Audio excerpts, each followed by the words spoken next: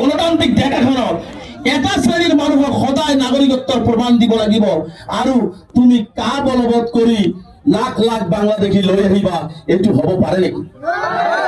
আজি দুদিন আগত মই উচ্চাৰণ কৰাটো 5 মিনিট পিছত আহিম। কথাটো বুজি পাইছে? কথাটো আমি মেছেজটো দিব লাগিব নামনিৰ প্ৰয়োজনীয় সময়লৈকে। আপোনালোকে দুদিন আগত দেখিছে নাই? আমি তো বহুতেই ভাগ হৈ গৈছো। গৰিয়া মৰিয়া দেশী যোদ্ধা আমি ভাগ। মই ধুবুৰীৰ মাটিত কৈ গৈছো, মই এজন গৰিয়া মাতৃৰ গৰ্ভত জন্মগ্ৰহণ কৰা সন্তান। মই এজন গৰিয়া মাতৃৰ গৰ্ভত জন্মগ্ৰহণ কৰা সন্তান। মোৰ মাৰ যদি এটা চাল আগত যায় হয়তো ট্ৰাইবেল বংশধৰ ওলাব। আৰু সেইজন মানুহে আমি কি কৈছো? আমি মানৱতাৰ পক্ষত কথা কৈছো, য'তে অন্যায় হৈছে অন্যায়ৰ পক্ষত কথা কৈছো। আজি যদি ইয়াত দেশী কোনোবাই বিপদত পৰে, কোনোবাই যাওক বা নাযাওক, শতাংশ সংখ্যালঘু ছাত্ৰী ইউনিয়ন আমচুৰ পতাকা লৈ সন্মুখৰ পৰা নেতৃত্ব বহন কৰিব। আমি সংখ্যাগুৰুকো বেয়া নাপাওঁ, নিজৰ মাকক ভাল পাওঁ বুলি আমি কেতিয়াও আনৰ মাকক ঘৃণ নকৰো। মই যেনেকুৱা ৰেজাল্ট কৰি মোৰ মাকক শ্ৰদ্ধা কৰো, মোৰ বন্ধু মৃণাল কলিতা তাৰ মাককো মই সমানে শ্ৰদ্ধা কৰো, তাৰ মাককো মই মাতৃ হিচাপে গণ্য কৰো। এইটোৱে হৈছে আদৰ্শ ইছলামৰ, এইটো আদৰ্শ মুছলমানৰ, এইটোৱে আদৰ্শ হৈছে আমাৰ অঞ্চল। আমি কেতিয়াও কাৰো লগত বিভাজনৰ ৰাজনীতি কৰা নাই। মুখ্যমন্ত্ৰী যাইছে, আজি বহুতেই আমাৰ মাজত বিভাজন কৰিছে। আমি কোৱা নাই যে কোনোবাই বাংলাদেশীৰ পক্ষ ল'ব লাগে। আজি যেতিয়া দেশী ভাইসকলৰ আজি গৰিবৰৰ দুজন ধুবুৰীৰ দুজনকে মহিলাক যেতিয়া বাংলাদেশ বৰ্ডাৰ পুছবেক কৰি থৈ অহা হ'ল, তেতিয়া সেইসকল নেতা ক'ত গৈছিল? কিন্তু মই সন্মুখৰ পৰা চিঞৰিছো যে এইসকল ভাৰতীয়, এইসকলক মুখ্যমন্ত্ৰীয়ে চাৰ্টিফিকেট দিয়া খিলঞ্জীয়া। এসময় চিঞৰিম। আজি চৰুৱা বাকলাত উচ্ছেদ হৈছে। মুখ্যমন্ত্ৰী যোৱাকালি পিটিআইত কি কৈছে? মইতো গৰিয়া মৰিয়া যোদ্ধাসকলক মাতি দিয়াৰ কথা কোৱা নাই। মুখ্যমন্ত্ৰী ডাঙৰীয়া নিউজ নাচায়, মিনিটে মিনিটে নিউজ চায়। যেতিয়া লখিমপুৰৰ সেই ভণ্টিগৰাকীয়ে কৈছিল যে মই বাঘ হাজৰিকাৰ বংশধৰ, মই বাঘ হাজৰিকাৰ পৰিণতি, মুখ্যমন্ত্ৰীয়ে দেখা নাই? মাত্ৰ 16 ঘৰত মুখ্যমন্ত্ৰীয়ে সংস্থাপন দিলে, বাঘ হাজৰিকাৰ পৰিণতিকো তেওঁলোকে সংস্থাপন নিদিলে। তাৰ মানে বুজা যায় শদিয়াৰ পৰা ধুবুৰীলৈকে মুখ্যমন্ত্ৰীৰ এটাই টাৰ্গেট হৈছে ধৰ্মীয় সংখ্যালঘু মুছলমানসকল। আজি নুবুজি লওঁ, কাইলৈ আমি বুজি পাম। মুখ্যমন্ত্ৰী যোৱাকালি মই আপোনালোকে টিভিত চাইছিলে না মই নাজানো, তাতে কি কৈছে যে বেংগলী, বিহাৰী, মাৰোৱাৰী, খ্ৰীষ্টান, জৈন, হিন্দু, বড়ো কোনো মানুহৰ ভূমিৰ সমস্যা নাই। কিয় মুখ্যমন্ত্ৰীয়ে তাতে নকল যে দেশী ভাইসকলৰ ভূমিৰ সমস্যা নাই? কিয় নকলে? তাৰমানে আমাৰো শক্তিটো ডিভাইড কৰিব বিচাৰিছে। আমি কোৱা নাই যে কোনো দেশী ভাই বাংলাদেশীৰ পক্ষ লওক, কোনো পন্ডিয়া মূলৰ মুছলমানে বাংলাদেশীৰ পক্ষ লওক। বাংলাদেশীৰ পক্ষ ল'ব? বাংলাদেশীৰ পক্ষ ল'ব আপোনালোকে? নিজে থাকিবলৈ ঠাই নাই, নিজে থাকিবলৈ ঠাই নাই আমাৰ। আমি আৰু বিদেশৰ পৰা মানুহ আনিব আমি ঠাই দিম। মই সেইকাৰণে স্পষ্ট কৰিছো, অসমত যদি এখন বাংলাদেশী মুক্ত অসম বিচাৰে, বাংলাদেশীক যদি বাংলাদেশ পঠিয়াব বিচাৰে, একমাত্ৰ অসমৰ মুছলমানসকলে অন্তৰেৰে বিচাৰে, অন্তৰেৰে বিচাৰে। আৰু যিসকলে আমাক সন্দেহ কৰি আমাক সন্দেহজনক বাংলাদেশী কয়, তেওঁলোকে বাংলাদেশী বৰবিয়া পাৰি দি আছে। আমি বাংলাদেশী ৰক্ষণাবেক্ষণ দিছো, আমি বাংলাদেশী ৰক্ষণাবেক্ষণ দিছো। শেখ হাসিনা ক'ত? प्रधानमंत्री मोदी डांगरिया, मोदी जी यार जवाब दीजिए, शेख हसीना को क्यों अपने दिल्ली में बैठा के रखा है? बांग्लादेशी प्रीति किसका पास है? कोई मुसलमान ने नहीं रखा है। बांग्लादेशियों को इंडिया में जगह कौन दिया है? मोदी जी ने दिया है। ये हिमंत बिश्व शर्मा आप भी जान लीजिए, आपका प्राइम मिनिस्टर बांग्लादेशी को आप इंडिया में जगह दे रहा है।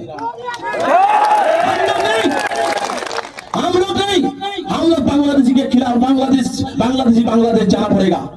ये बात सही है। গতিকে আমার কথা স্পষ্ট, বাংলাদেশীৰ নামত কোনো অন্যায় অত্যাচাৰ হবলৈ দিয়া নহব। আমি স্পষ্টকে কৈছো। গতিকে এই ধৰণৰ উজনি অসমত মেছেজ দিয়া হয়, আরে ভাই মিয়া, মিয়া কোনো জাতিয়ে নাই, মিয়া এটা সন্মানীয় শব্দ। আপনি ইউপি, বিহার, গুজরাট, বেঙ্গল চলে যাব, কৈ দিয়ে মিয়া ভাই কেঁচা হয়, আপ কেঁচা হয়, হয় নাই? আমাৰ জনাব মানুহবিলাকে মিয়া, আৰু তেওঁলোকে লুঙ্গি দাড়ি পিন্ধা মানুহ দেখিলেই বংগীয় মূলৰ ভাষা ক'লেই মিয়া মিয়া বলি তেওঁলোকে আমাক তুচ্ছ তাচ্ছিল্য কৰে। এটা কথা ধুবুৰীৰ মাটিতে কৈ গৈছো, মুখ্যমন্ত্ৰীয়ে অসমীয়া জাতি ভাঙিব বিচাৰিছে, মুখ্যমন্ত্ৰীয়ে অসমীয়া জাতিক ধান মান কৰিব বিচাৰিছে, আৰু যাক আপুনি মিয়া বুলি তুচ্ছ তাচ্ছিল্য কৰিছে 10 বছৰ পিছত অসমীয়া জাতিক যদি ধৰি ৰাখে এই মিয়াসকলেই ধৰি ৰাখিব, এই মিয়াসকলে। গতিকে আজি আমি কিহৰ কাৰণে ধৰ্ণা দিছো? আজি চৰুৱা চিৰাপুৰাত উচ্ছেদ হৈছে। মই মুখ্যমন্ত্ৰীক বাৰে বাৰে আহ্বান জনাই আহিছো যে আমি শান্তিপূৰ্ণ আলোচনা বিচাৰো, আমি আলোচনা বিচাৰো। মুখ্যমন্ত্ৰী ডাঙৰীয়া, আপুনি উচ্ছেদ কৰাৰ আগত মানুহখিনিক সংস্থাপনৰ ব্যৱস্থা কৰক। আপোনালোকৰ আপত্তি থাকিব তেতিয়া? বসুন্ধৰা 1, 2, 3 আপোনালোকে মাটি দি দিয়ক। আমি বিচৰা নাই 50 বিঘা 60 বিঘা মাটি, আমাক এটুকুৰা থকাৰ মাটি দিলেই হ'ল। আমি যেহেতু গৰাখহনীয়া পীড়িত 1950 চনৰ পৰা 2025 চনলৈ প্ৰায় মুছলমানৰ 18 লাখ বিঘা মাটি ব্ৰহ্মপুত্ৰই খহাই লৈ গৈছে। এইখিনি মুখ্যমন্ত্ৰী হিচাপ ৰখা দৰকাৰ। প্ৰায় 30 লাখ মানুহ 1950 চনৰ আজিৰ তাৰিখলৈকে আজি ব্ৰহ্মপুত্ৰৰ কবলত পৰি গৃহহীন হৈছে। সেই মানুহখিনিক সংস্থাপন দিয়াৰ দায়িত্ব কাৰ? চৰকাৰৰ হয়নে নাই? চৰকাৰৰ হয়নে নাই? মুখ্যমন্ত্ৰীয়ে যদি আজি বসুন্ধৰা 1, 2, 3 মানুহখিনিক মাটি দিলেহেঁতেন আজি আমি এনেকুৱা জনসভা কৰিব লাগিলেহেঁতেন, কিন্তু তেওঁ নিদিয়ে। তেওঁ সদায় পিছফালৰ পৰা কাপোৰ ঘৰ দৰে আক্ৰমণ কৰে। মই মুখ্যমন্ত্ৰীক কৈছো, ফ্ৰণ্ট লাইনৰ পৰা আহক, আলোচনা কৰক। আলোচনাৰ জৰিয়তে যিটো সমস্যাৰ সমাধান কৰিব পাৰি সেইটো আপুনি পুলিচ লগাই উন্নত দূৰত্বৰ পৰা মানুহক গুলিয়াই হত্যা কৰি আপুনি কেৱল মাত্ৰ 26ৰ গাড়ী দখল কৰিব পাৰিব, কিন্তু ৰাতি শান্তিত আপুনি শুই থাকিব নোৱাৰে। পৃথিৱীৰ কোনো ৰজাই প্ৰজাৰ মুখৰ ভাত কাঢ়ি লৈ, পৃথিৱীৰ কোনো ৰজাই কোনো মাতৃৰ মুখৰ ভাত কাঢ়ি লৈ, কোনো ভিক্ষুৰ মাকৰ দুগ্ধ কাঢ়ি লৈ কোনো মানুহে শান্তিত শুই থাকিব পৰা নাই। এই কথাটো মুখ্যমন্ত্ৰীয়ে জনা উচিত। আজি আপুনি আমাৰ ঘৰ ভাঙিছে, আমাৰ মাতৃসকলৰ মুখৰ ভাত কাঢ়ি লৈছে, বৃদ্ধা পিতৃ মাতৃসকলক আপুনি আৰ্তনাদ কৰিছে, চকুলো বোৱাই দিছে, কিন্তু আপুনি মাৰি শেষ কৰিব নোৱাৰে। হিটলাৰেও ইহুদীসকলক মাৰি শেষ কৰিব পৰা নাই, আৰু ইহুদীসকল আজি বিশ্বৰ উন্নতমানৰ দেশবিলাকৰ টপ মোষ্ট ব্ৰেইন হৈ আছে। আজি আপুনি যিমানেই মাৰিব, যিমানেই অত্যাচাৰ কৰিব, সিমানেই আমি গণতান্ত্ৰিকভাৱে সংবিধানক বিশ্বাস কৰি কলমৰ জৰিয়তে আমি যুদ্ধ চলাই আমি মানুহ হিচাপে অসম তথা ভাৰতবৰ্ষক বিশ্বৰ দৰবাৰত চিনাকি দিবৰ কাৰণে আমি আগবাঢ়ি যাওঁ। কোনো মানুহক দমন কৰি ৰাখিব নোৱাৰে। ইতিহাস সাক্ষী আছে, ইতিহাস সাক্ষী আছে। ইতিহাসে যেতিয়া যিদিনাখন আমাৰ ভাগ্যৰ পৰিৱৰ্তন আৰম্ভ কৰিব, মুখ্যমন্ত্ৰী 25টা 50টা আহিলেও আমাৰ ভাগ্যক আপুনি ৰখাব নোৱাৰে। আজি মই মুখ্যমন্ত্ৰীক বাৰে বাৰে কৈছো যে আমি মেমোৰেণ্ডাম দি আছো, আমি ডিচিক জনাই আছো যে এইসকল মানুহক মাটি ক'ত দিয়ে, প্ৰায় মাটি দিয়া হ'ব। ক'ত দিয়ে? আপোনাৰ সেই চৰৰ 2 চাইডে ব্ৰহ্মপুত্ৰ নদী, তাৰ মাজত মানুহ থাকিব লাগে, হয় নাই? মই মুখ্যমন্ত্ৰীক আহ্বান জনাইছো, য'ত আপুনি মাটি দিব বিচাৰিছে ধুবুৰী জিলাৰ আয়ুক্ত গৰাকীক, আৰক্ষী অধীক্ষক গৰাকীক আৰু আপোনাৰ 2জন কেবিনেট মিনিষ্টাৰক আপুনি সেই মাটিত 6 ঘণ্টা সময় জীৱন নিৰ্বাহ কৰিব দিয়ক। আমি 600 বছৰ থাকিবৰ কাৰণে প্ৰস্তুত আছো। এই ভূমি আমাক দিব লাগিব। আমি ভাৰতীয় নাগৰিক, আমি বেচা নাই। মুখ্যমন্ত্ৰীয়ে কয় সংখ্যালঘুসকলে 600-700 বিঘা মাটি দখল কৰিছে। পৃথিৱীত কোনো মুছলমান দেখিছে নেকি? কোনো মুছলমান 600-700 বিঘা মাটি দখল কৰে? উৰিয়াম ঘাটত ড্ৰোন লগাই দেখাই দিয়ে, কয় কিমান তামোল বাগান কৰিছে। মই মুখ্যমন্ত্ৰীক চেলেঞ্জ কৰিছো, তামোল বাগান কাৰ কাৰ আছিল একবাৰ হোৱাইট পেপাৰ যোগে ৰাজহুৱা কৰক না। আমি জানিব বিচাৰিছো, অসমৰ ৰাইজে জানিব বিচাৰিছে তামোল বাগান কাৰ কাৰ। উৰিয়াম ঘাটত বাছি বাছি ধৰ্মীয় সংখ্যালঘু উচ্ছেদ কৰা হল, কিন্তু সেই সোণাইৰূপা অভয়াৰণ্য তেজপুৰত, সোণাইৰূপা অভয়াৰণ্যত অশোক সিংগাল ডাঙৰীয়া, পদ্ম হাজৰিকাই প্ৰায় 40,000 মানুহক তাত বহাইছে। তাক বলডুজাৰ চলাবৰ সাহস মুখ্যমন্ত্ৰী নাই। মুখ্যমন্ত্ৰী নাই। মুখ্যমন্ত্ৰী ডাঙৰীয়া এই কাৰণে নাই যে মুখ্যমন্ত্ৰী ডাঙৰীয়া তাত হাত দিলে এদিনাখনো দিছপুৰত থাকিব নোৱাৰিব, আৰু সংখ্যালঘুক হাত দিলে সংখ্যালঘুৱে মানে মাৰ খাব চলি থাকিব। এইটো সহ্য আমি নকৰো। আমাৰ স্পষ্ট কথা, গণতান্ত্ৰিক আন্দোলন আৰম্ভ হৈছে, প্ৰতিজন ভূমিহীন কৰা মানুহক ভূমি দিব লাগিব। কোনো পাট্টাদাৰ মানুহক উচ্ছেদ কৰিব নোৱাৰিব, কোনো পাট্টাদাৰ মানুহক উচ্ছেদ কৰিব নোৱাৰিব। যিসকল মানুহৰ ঘৰ বাৰী ভাঙিছে তেওঁলোকৰ ক্ষতিপূৰণৰ ব্যৱস্থা গ্ৰহণ কৰিব লাগিব। চৰকাৰক যদি মাটি লাগে চৰকাৰে আলোচনাত আহক, জিলা আয়ুক্ত আলোচনা দাও, জিলা আয়ুক্ত আলোচনা দাও, আমি মাটি খালি করে দিম, কিন্তু আমার ল'ৰা ছোৱালী লৈ থাকিবৰ কাৰণে সুবিধা কৰি দিব লাগিব না? আমি সরকারি মাটির যদি হিসাব লওয়া যায়, বিজেপি দলের মন্ত্রী এমএলএ, বিজেপি দলের লিডার বিলাকে হাজার হাজার বিঘা মাটি দখল করে আছে, মুখ্যমন্ত্রীর নজরত নাই, নিশ্চিত ভাবে আছে। গতিকে চিৰাগুটা, চৰুৱা বাখৰা অঞ্চলকে কৰি অসমৰ বিভিন্ন প্ৰান্তত যি অমানৱীয় উচ্ছেদ কৰা হল, এই উচ্ছেদৰ আমি তীব্ৰ বিৰোধিতা কৰিছো, আৰু প্ৰতিজন ভূমিহীন মানুহক উচ্ছেদিত পৰিয়ালক ক্ষতিপূৰণ নিদিয়ালৈকে আমচুৰ এই সংগ্ৰাম অব্যাহত থাকিব। আজি আমি একত্ৰিত ইয়াত হৈছো, ইয়াত চৰুৱা ভাটিয়া উজনি গৰিয়া মৰিয়া কোনো কথা নাই। যোন মানুহ হিন্দু হওক মুছলমান হওক, যাকে অমানৱীয় উচ্ছেদ কৰিব তাতেই আমচুৱে প্ৰতিবাদ সাব্যস্ত কৰিব, প্ৰতিবাদ সাব্যস্ত কৰিব। আমি জাতি ভেদ ধৰ্ম নিবিচাৰো, আমি শংকৰদেৱ আজান ফকীৰ গুৰুজনা, মাধৱদেৱ গুৰুজনা, আমাৰ এই গুৰুজনাৰ আদৰ্শৰে সেইখন অসম আমি বিচাৰো। আমি হিমন্ত বিশ্ব শৰ্মা ডাঙৰীয়াৰ হিন্দু আৰু মুছলমানৰ অসম আমি নিবিচাৰো। বিচাৰে নেকি আপোনালোকে? আমি মানো, কাৰণ মই মুছলমান যুৱক হিচাপে মই বিশ্বাস কৰো, যদি মই ভাল মানুহ হ'ব নোৱাৰো, মই কেতিয়া ভাল মুছলমান হ'ব নোৱাৰিম। যদি কোনো হিন্দু ভাই ভাল মানুহ হ'ব নোৱাৰে, তেওঁ ভাল হিন্দু হ'ব নোৱাৰে, এইটোৱেই স্পষ্ট। গতিকে আমাৰ দাবী হৈছে প্ৰতিজন উচ্ছেদিত পৰিয়াল সংস্থাপিত হ'ব লাগিব। পাট্টাৰ মাটিত যিসকলে আছে তেওঁলোকক কোনো ধৰণৰ উচ্ছেদ কৰিব নোৱাৰিব। আলোচনাৰ জৰিয়তে সমস্যাৰ সমাধান আমি বিচাৰিছো, আলোচনাৰ জৰিয়তে আমি সমস্যাৰ সমাধান বিচাৰিছো। লগতে মুখ্যমন্ত্ৰীয়ে বাৰে বাৰে কয় সংখ্যালঘু ৰাইজৰ ছাত্ৰ ছাত্ৰীসকলে শিক্ষিত হ'ব লাগে। বৰ্তমান কোৱা কয় নাই, এইজন মুখ্যমন্ত্ৰীয়ে আমাৰ ৭,০০০ ছাত্ৰ ছাত্ৰীক আজি ৪ বছৰ পৰা উচ্ছেদ কৰি স্কুলৰ পৰা বঞ্চিত কৰিছে। সব কিমান ভয়ানক কথা।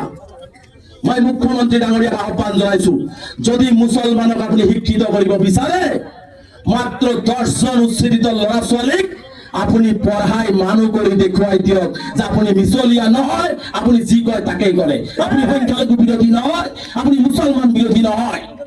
এইটো কথা ধুবুৰীৰ মাটিত কৈ গৈছো যে তেওঁ একমাত্ৰ উদ্দেশ্য হৈছে অসমত অসমীয়া জাতি নাৰাখি হিন্দু মুছলমান ৰাখি ২৬ৰ বৈতাৰণি পাৰ হ'ব বিচাৰিছে। ২৬ৰ বৈতাৰণি পাৰ হ'ব, বৈতাৰণি আপুনি পাৰ হওক, আপুনি ৰজা হওক, কিন্তু প্ৰজাক যিটো অত্যাচাৰ আপুনি কৰি আছে, পৃথিৱীত ৰাইজে ইয়াৰ বিচাৰ ল'বই। নেদেখা জন আছে, আল্লাহ গড ঈশ্বৰ ভগৱান আছে, তেওঁলোকেও কিন্তু আপোনালোকৰ বিচাৰ ল'ব। এটপাল এটপাল চকুৰ পানীৰ হিচাপ কিন্তু ল'ব, এটপাল এটপাল হিচাপ চকুৰ পানী ল'ব। গতিকে মই বেছি সময় নলওঁ, মই কেৱল মাত্ৰ এটাই আহ্বান জনাইছো, এই মুহূৰ্তত অসমৰ কোনো সংখ্যালঘু ৰাইজৰ লগত কোনো নেতা নাই, চাহে কংগ্ৰেছ কওক, চাহে ইউডিএফ কওক, চাহে ৰাইজৰ দল কওক, চাহে এজিপি কওক, বিজেপি কওক, মাৰি আছে, কোনেও আমাৰ লগত আন্তৰিকতাৰে এতিয়ালৈকে আমাৰ এই সমস্যা সমাধানৰ কাৰণে যুঁজ দি থকা নাই, যুঁজ দি থকা নাই। আজি হিমন্ত বিশ্ব শৰ্মা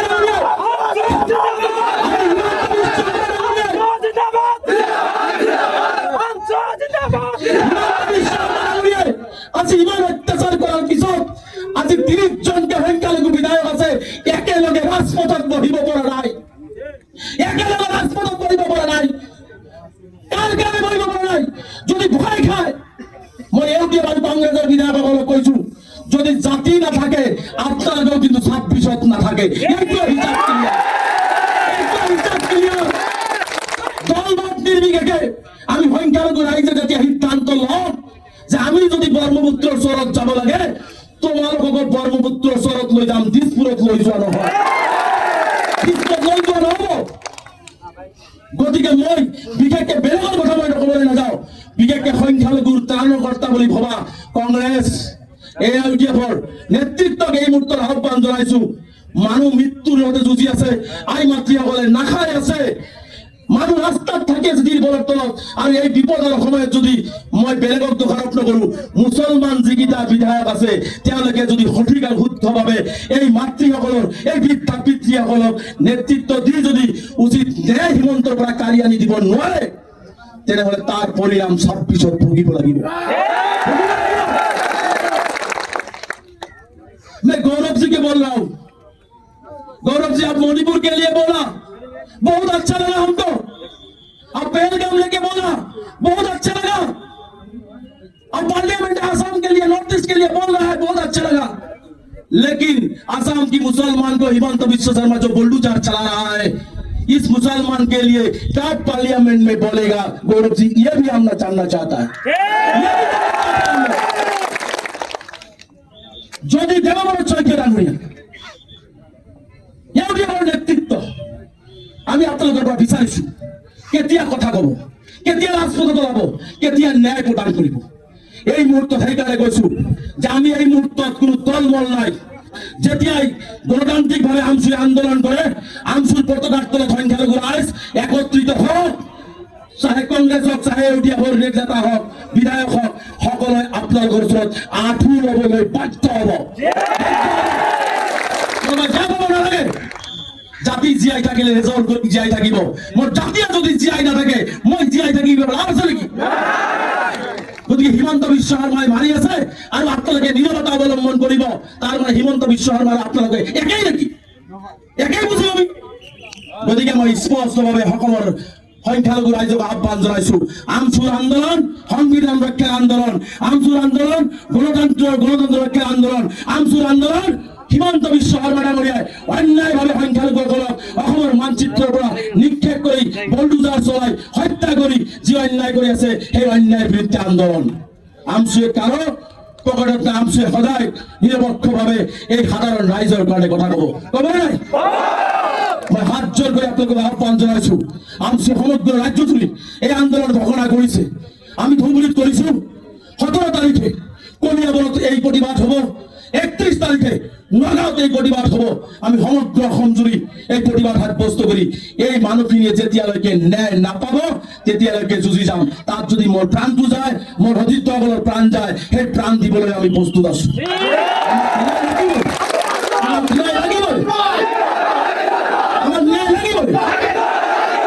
গতিকে হিমন্ত বিশ্ব শৰ্মা ডাঙৰীয়া, আপুনি দিছপুৰত বহি আছে, আজি এটা কথা মেছেজ লৈ যাওক, প্ৰতিটো অন্যায়ৰ জবাব গণতান্ত্ৰিকভাবে শান্তিপূৰ্ণভাবে আপনাৰ দিয়া হব। আৰ যিদিনাখন সংখ্যালঘু ৰাইজক এই সভাবিলাক এনে কৰি থকা নাই, এই সভাবিলাক এই কাৰণে কৰি আছো, এটা দিনত এটা সময়ত সংখ্যালঘু ৰাইজৰ ন্যায় আৰু নিৰাপত্তাৰ স্বাৰ্থত আমি ৰাইজক ৰাজপথত আহিব দিম, সেইদিনাখন অসম স্তব্ধ কৰি দিয়া হ'ব। এই লক্ষ্যৰ উদ্দেশ্যে অসমৰ সংখ্যালঘু ৰাইজৰ লগত আছে। আৰু ইয়াত মই জিলা আয়ুক্তগৰাকীক আহ্বান জনাইছো, বহুত উচ্ছেদ আপুনি কৰিলে, সেইখিনি সংস্থাপনৰ ব্যৱস্থা কৰক, সেইখিনি তিৰপল টানিবলৈ নাহিব। আপোনালোকৰ ল'ৰা ছোৱালীও আছে, আপোনালোকৰ ল'ৰা ছোৱালী এচি ৰুমত আছে আৰু আমাৰ ল'ৰা ছোৱালী তিৰপলৰ তলত আছে। মানৱতা কম ৰাখক, হিমন্ত বিশ্ব শৰ্মা চিৰদিন নাথাকে। জিলা আয়ুক্ত হওক, আৰক্ষী অধীক্ষক হওক, আপুনি চৰকাৰৰ কথা মতে এই মানুহখিনিক যি অন্যায় কৰি আছে, কোনোবাই কিবা বিচাৰ নকৰিলেও সুপ্ৰিম কোৰ্টত টানি লৈ যোৱা হ'ব আমচুৰ ফালৰ পৰা। হিমন্ত বিশ্ব শৰ্মা কিন্তু চিৰজীৱন কিন্তু মুখ্যমন্ত্ৰী হৈ নাথাকে, এই কথাটো প্ৰশাসনৰ ৰাইজে বুজি লওক। আৰু এটা কথা কওঁ, আৰু অধিক মাটি অধিগ্ৰহণৰ বাবে চিন্তা কৰি আছে, আদানীক দিব। আদানী অসমৰ একদম তাৱৈ, আদানী তাৱৈ হৈ গৈছে অসমৰ। অসমীয়া জাতিৰ মূল কাণ্ডাৰী, অসমীয়া জাতিৰ মানুহ মৰি আছে, মাটি নাই। আদানীক মাটি কি কাৰণে দিব জানে? আদানী দিল্লীত प्रधानमंत्री कब, प्रधानमंत्री से हेमंत बिस्वा शर्मा ने बहुत अच्छा किया है, मुसलमान के घर बुलडोजर से तोड़ दिया, गुली करके मारा, तो इसको दूसरा भाग चीफ मिनिस्टर बनाना है। यही फॉर्मूला देव অসমৰ মাটি, অসমৰ ভেটি বিক্ৰী কৰিব ওলাইছে আদানীৰ ওচৰত। এইটো আজি আমি বুজিছো, বহুতেই বুজা নাই, 10 বছৰ পিছত বুজি পাব হিমন্ত বিশ্ব শৰ্মা ডাঙৰীয়া কিমান অন্যায় অসমীয়া ৰাইজৰ লগত কৰি গ'ল। বেছি কথা নকওঁ, যেতিয়ালৈকে ন্যায় নাপাওঁ, যেতিয়ালৈকে অধিকৰণ বিলাক বন্ধ নকৰে, যেতিয়ালৈকে উচ্ছেদিত সংস্থাপিত নহয়, তেতিয়ালৈকে আমাৰ এই সংগ্ৰাম অব্যাহত থাকিব, অব্যাহত থাকিব। আৰু মই সংখ্যালঘু বিধায়কসকলক, কংগ্ৰেছ আৰু ইউডিএফৰ বিধায়কসকলক জাতিৰ এই দুৰ্দিনত দল এৰি জাতিৰ এই বিপদৰ সময়ত জাতিক সন্মুখৰ পৰা নেতৃত্ব দিবৰ কাৰণে আহ্বান জনাইছো। অন্যথায় 26ত আমি নেতৃত্ব দিম, আপোনালোকক ব্ৰহ্মপুত্ৰত থৈ আহিম।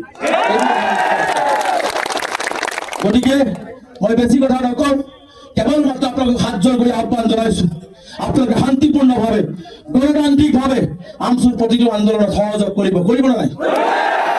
গতিকে মই শ্লোগান দিম, সভা শেষ কৰিম।